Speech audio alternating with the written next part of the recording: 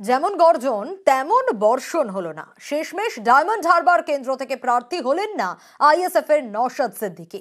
এতেই ভোটের মুখে জোর শোরগোল।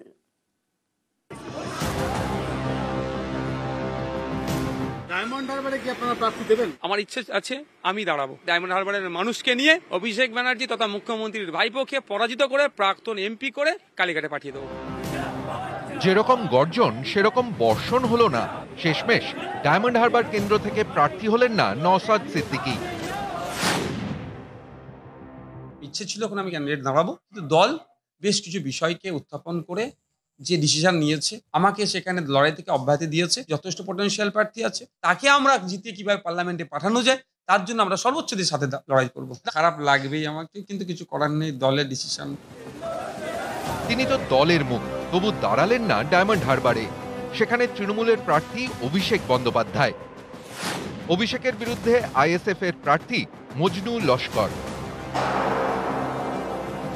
আইএসএফ এর জন্য নওশাদ, নওশাদের জন্য আইএসএফ নয়। হয়তো সাময়িকভাবে আমাকেও খারাপ লাগছে, দলের সিদ্ধান্ত নিয়েছে, এটাকে শিরোধার্য আমি মেনে নিলাম। শুধু ডায়মন্ড হারবার নয়, যে লক্ষ্যে আমাকে ওই লড়াই থেকে অব্যাহতি দিয়েছে, দলের যেখানে যেখানে প্রার্থী দেওয়া হয়েছে বা আগামী দিনে দেওয়া হবে, সেখানে সম্পূর্ণ এফর্ট দিয়ে আমি যাতে লড়াই করতে পারি, মানুষকে যাতে কনভিন্স করাতে পারি, তাদেরকে জিতিয়ে পার্লামেন্টে পাঠানোর যদি আমি একটা কারিগর হতে পারি, তাহলে নিজেকে ধন্য মনে করব। আইএসএফ কি করে সেদিকে তাকিয়েছিল বামেরা। নওশাদ দাঁড়ালে বামেরা ডায়মন্ড হারবারে প্রার্থী দিত না, কিন্তু সেরকম কিছু হলো না। নওশাদ দাঁড়াচ্ছেন না এটা জানার পরে ডায়মন্ড হারবারে সিপিআইএম প্রার্থী ঘোষণা করেছে। তাদের প্রার্থী প্রতিকুর রহমান। তাহলে কি ওখানে এই যে বিজেপি তৃণমূলের বিরুদ্ধে সবাই একসাথে লড়াই যে ঘোষণা করলেন নওশাদ সিদ্দিকী নিজে, সেখান থেকে সরে গেলেন কেন? ভোট কাটাকাটি করে বিজেপি বা তৃণমূলকে সুবিধা পাইয়ে দেওয়ার জন্য কি? ডায়মন্ড হারবার লোকসভা কেন্দ্রে সংখ্যালঘু ভোট প্রায় 40%। 2014 সাল থেকে এই কেন্দ্রে জিতছেন অভিষেক। 2019 সালে জেতেন 56.13% ভোট পেয়ে।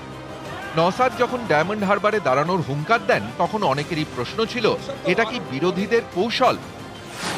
কারণ সংখ্যালঘু প্রধান আসনে আইএসএফ এর বিধায়ক নওশাদ দাঁড়ালে তৃণমূলের মুসলিম ভোটে ভাগ হতে পারে। তেমনটা হলে বিজেপির লাভ। তাহলে কি মিমের মতো এ রাজ্যে বিজেপির বি টিম হতে চাইছে আইএসএফ?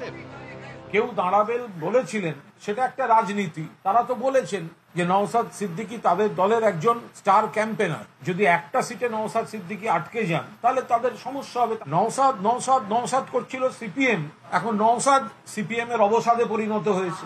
সব সেটিং, সবকিছু ডায়লগ, খালি জল টানার দিকে, কিন্তু লোকে আর এদিক ওদিক তাকাচ্ছে না। নাইদার রাইট নর left, go straight BJP. News 18 Bangla.